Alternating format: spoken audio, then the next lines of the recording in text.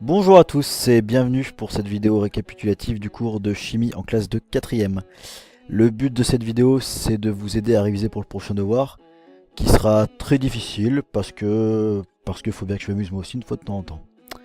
On va parler de plusieurs choses, des atomes, des molécules, des formules chimiques et de leur schématisation, des équations bilan, de la combustion, de comment équilibrer une équation bilan et enfin de quelques erreurs que vous ne devez pas commettre. Les atomes, ils sont répartis sur ce tableau qu'on appelle le tableau périodique des éléments, ou encore le tableau de Dmitri Mendeleïev, avec l'accent qui va bien. Vous pouvez voir plusieurs éléments, donc l'hydrogène, l'hélium, le lithium, le beryllium, etc. Le symbole atomique d'un atome est constitué d'une lettre majuscule, suivie éventuellement d'une, voire deux lettres minuscules. Par exemple, pour l'hydrogène, son symbole, ce qu'on appelle son symbole atomique, c'est un H majuscule. Pour le lithium il est juste en dessous de l'hydrogène, dans la même colonne. Son symbole atomique, c'est un L majuscule suivi d'un I minuscule. Physiquement, voilà une représentation donc d'un atome. Un atome, en fait, il est constitué d'autres éléments, l'électron, le neutron et le proton. En fait, il a un noyau. Ici, c'est pas l'échelle. Hein. Si le noyau avait cette taille, les électrons seraient à plusieurs kilomètres du noyau. Ok ? Donc le noyau est fait de neutrons et de protons, qui sont des particules que vous ne connaissez pas, mais peu importe. Vous devez pour l'instant juste avoir entendu les noms. Et autour de ce noyau, par abus de langage, on dit que des électrons gravitent autour. On appelle une molécule une structure de plusieurs atomes liés les uns aux autres par une force. Cette force, c'est ce qu'on appelle la force électromagnétique, mais pour l'instant, peu importe. Ce que vous devez savoir, vous, c'est apprendre à représenter plusieurs atomes. Vous avez ici à gauche de votre écran les schémas, ou ce qu'on appelle aussi les modèles atomiques de l'atome de carbone, de l'atome d'hydrogène, de l'atome d'azote et de l'atome d'oxygène. Vous avez au milieu le nom, carbone, hydrogène, azote, oxygène, et à droite ce qu'on appelle les symboles atomiques. Donc un grand C pour l'atome de carbone, un grand H pour l'atome d'hydrogène, un grand N bizarrement pour l'atome d'azote, parce que ça vient de l'anglais, et un grand O pour l'atome d'oxygène. Ça, je peux pas le faire à votre place, il faut que vous appreniez les schémas et les symboles atomiques de ces atomes.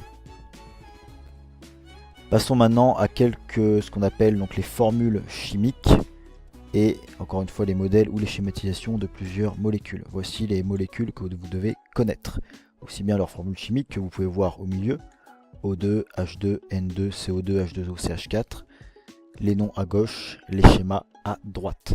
Je vous le rappelle, ça ne se voit pas forcément sur ces schémas ou sur ces modèles, mais l'hydrogène doit être plus petit que l'azote, l'oxygène et le carbone.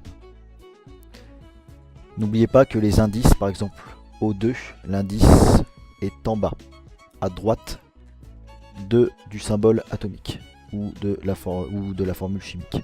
Ok ? Ne mettez pas un indice en haut.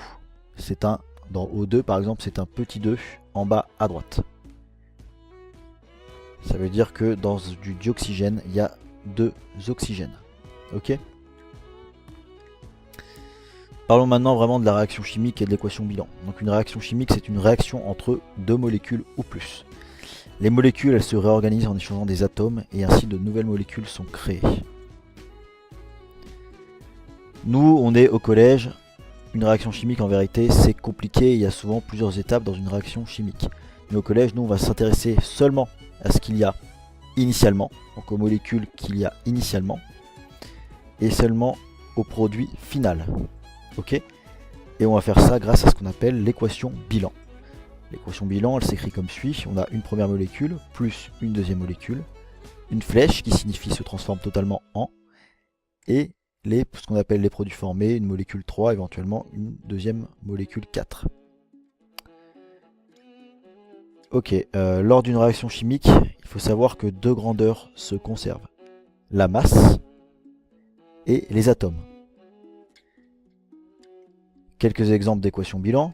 C plus O2 forme CO2. Mg c'est le magnésium plus CO2 forme ce qu'on appelle CO du monoxyde de carbone plus MgO, ce qu'on appelle de l'oxyde de magnésium. Ce qu'il y a à gauche de la flèche, c'est ce qu'on appelle les réactifs, car ce sont les molécules qui réagissent ensemble. Et ce qu'il y a à droite de la flèche, c'est ce qu'on appelle les produits, car ce sont les molécules qui sont produites à la fin de la réaction chimique. Passons maintenant à la combustion. Une réaction de combustion, qu'est-ce que c'est? C'est une réaction chimique qui va libérer de la chaleur, donc de l'énergie. Les réactifs de la combustion sont toujours les mêmes. Ce sont un combustible et un comburant. Et les produits formés, c'est ce qu'on appelle les produits de combustion. Le combustible, on dit souvent que c'est ce qui brûle. Ça peut être plein de molécules différentes. Ça peut être le dihydrogène, le méthane, le fer ou encore des molécules plus complexes. Généralement, ce sont des dérivés du pétrole, du charbon ou de certains gaz. Le comburant, alors des comburants il peut y en avoir plein, mais nous on utilisera toujours le même au collège. Et c'est le dioxygène. Pourquoi on utilise le dioxygène? Tout simplement parce que il est présent dans l'air, donc facile à utiliser et surtout gratuit. Les produits de combustion, alors il peut en avoir une infinité, mais les produits de combustion courants, ce sont généralement le CO2, H2O, ou encore le carbone, ou encore des métaux liés à des oxygènes. Par exemple FeO2O3 qui s'appelle de l'oxyde ferrique. Alors, quelques tests que vous devez connaître pour tester la présence de certains gaz de combustion par exemple, comme le CO2. Pour tester le CO2, on utilise de l'eau de chaux. Si l'eau de chaux se trouble, alors on a présence de dioxyde de carbone. Au contraire, si elle ne se trouble pas, si elle reste limpide, ça veut dire qu'il n'y a pas présence de dioxyde de carbone. Ok, donc ça c'est le test du CO2. Un autre test qu'on a vu, c'était avec une petite soucoupe blanche et la réaction qui se passe dans un briquet, enfin à l'extérieur d'un briquet, au niveau de la flamme, au niveau même du haut de la flamme, on pouvait voir qu'il y avait un dépôt de ce qu'on appelle le noir de carbone. Ça veut dire quoi? Ça veut dire que la combustion du propane, parce qu'à l'intérieur du briquet c'est du propane, le combustible, donc la combustion du propane avec le dioxygène forme du carbone, ok? Du moins en haut de la flamme. Troisième test qu'on a vu, c'est la présence d'eau. En effet, nous on avait fait ça avec un bécher, mais ici avec un tube à essai ça marche aussi. S'il y a donc création de buée sur un verre froid, peu importe que ce soit un tube à essai ou un bécher, ça veut dire que la combustion crée de l'eau, donc H2O. Une équation bilan, on dit qu'elle doit être équilibrée. Qu'est-ce que ça veut dire? Ça veut dire que il doit avoir conservation des atomes avant la réaction et après la réaction. Ça veut dire qu'à gauche de la flèche, je dois avoir le même nombre et le même type d'atomes qu'à droite de la flèche. Si on regarde cette équation que vous avez devant les yeux, à gauche de la flèche, j'ai par exemple 4 hydrogènes. Dans O2, il n'y en a pas. Dans CH4, il y en a 4 hydrogènes. À droite de la flèche, dans CO2, il n'y a pas d'hydrogène. Dans H2O, il n'y a que 2 hydrogènes. Donc cette équation n'est pas équilibrée. Pour le vérifier, c'est simple. Il suffit de faire les modèles moléculaires, les schémas. Par exemple, regardons à gauche de la flèche, il y a 2 sphères rouges qui correspondent aux 2 oxygènes du dioxygène. Et à droite de la flèche, il y a 3 sphères rouges. Donc l'équation n'est pas équilibrée. Pour l'équilibrer, on va ajouter devant certaines molécules ce qu'on appelle des coefficients. Qu'est-ce que ça veut dire ces coefficients? Ça veut dire que la réaction donc, du CH4, du méthane avec le dioxygène ne se fait peut-être pas avec une seule molécule de CH4 et une seule molécule d'oxygène, mais bien avec une molécule de CH4 et 2 molécules de dioxygène. Et que cette réaction ne donne pas une seule molécule de CO2 et une seule molécule d'eau, mais bien une seule molécule de CO2 et 2 molécules d'eau. Et là, si vous regardez les schémas, à gauche, j'ai bien 4 sphères rouges, à droite, j'ai bien 4 sphères rouges. À gauche, j'ai bien une sphère noire, à droite, j'ai bien une sphère noire. À gauche, j'ai bien 4 sphères blanches, à droite, j'ai bien 4 sphères blanches. Mon équation est équilibrée. Prenons un autre exemple et voyons un peu comment faire pour équilibrer une équation.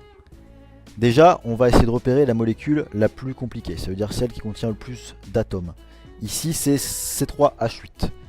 On va mettre un coefficient 1 devant C3H8. On va se dire, prenons une seule molécule de C3H8 et regardons quels vont être les autres coefficients si on prend qu'une seule molécule de C3H8. Dans C3H8, on n'a pris qu'une seule molécule, donc on a 3 carbones. On va regarder dans les produits où est-ce qu'il y a du carbone. Dans H2O, il n'y en a pas. Dans CO2, il y a un carbone. Donc si on veut que l'équation soit équilibrée, au moins du point de vue des carbones, il va falloir obligatoirement prendre 3 molécules de CO2. Ok. Là j'ai bien 3 carbones à droite et j'ai bien 3 carbones à gauche. Ensuite, dans ces 3 H8, il y a aussi H8. Il y a 8 hydrogènes.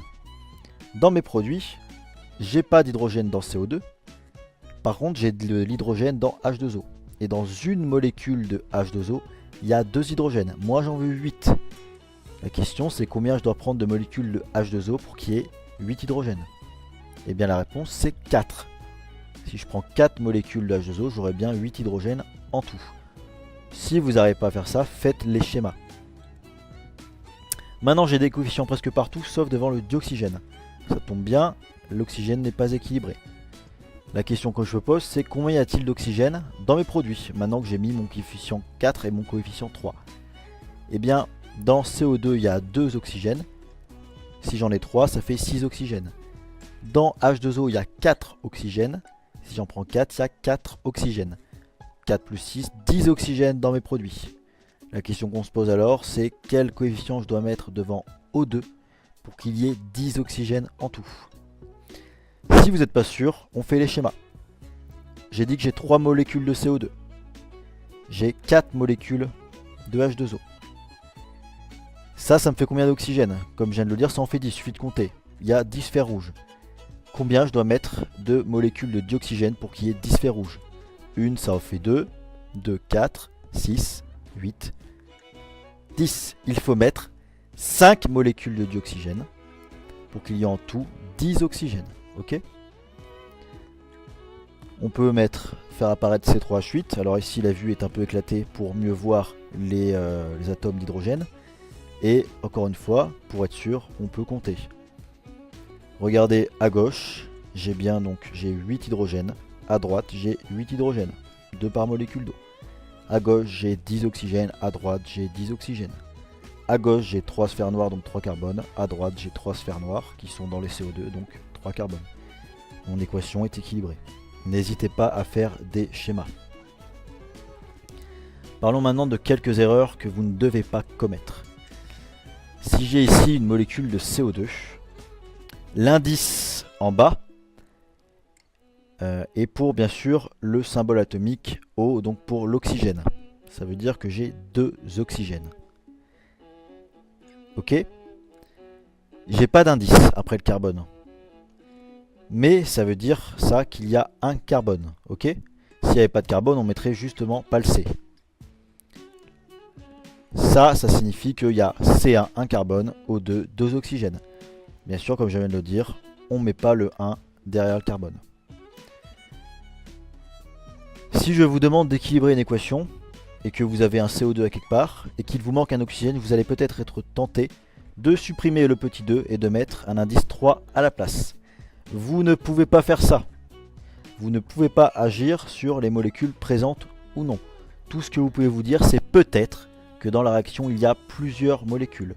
Mais vous ne pouvez pas changer les molécules et faire apparaître, ici par exemple, ce qui serait du trioxyde de carbone.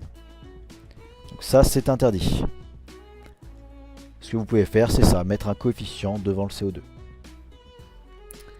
Autre erreur à ne pas commettre, c'est ne pas confondre. Par exemple, si j'écris N avec l'indice 2 en bas, N2, une molécule de diazote qui se représente comme ceci, avec 2 azotes liés l'un à l'autre. Il ne faut pas confondre ce que je peux appeler 2N, un azote avec un coefficient 2 devant, qui signifie qu'on a 2 atomes d'azote. Dans tous les cas, il y a 2 atomes d'azote, mais dans un cas, c'est une molécule, ils sont liés ensemble. Dans l'autre cas, ce sont 2 atomes séparés les uns des autres. Allez au travail et essayez d'avoir confiance en vous, car ça, personne ne le fera à votre place. Allez, salut!